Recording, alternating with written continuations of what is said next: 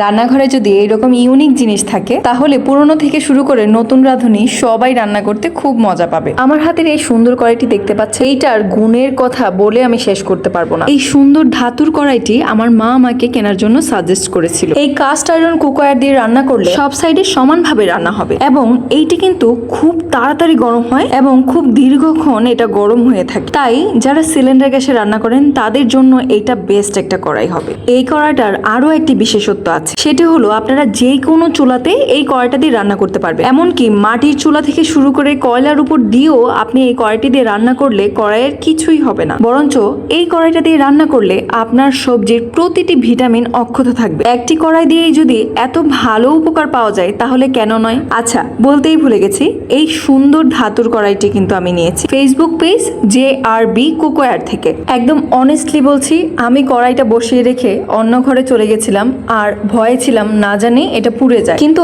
আশ্চর্যের বিষয় হলো এই কড়াইটিতে একটুও খাবার পুড়ে যায়নি। এইটা দেখে সত্যি আমি মুগ্ধ হয়েছিলাম। আর থ্যাঙ্কস টু JRB কুকওয়্যার এত ভালো মানের প্রোডাক্টটা আমাদের কাছে পৌঁছে দেওয়ার জন্য। আপনারাও চাইলে এই সুন্দর কড়াইটি JRB কুকওয়্যার থেকে অর্ডার করে নিতে পারেন।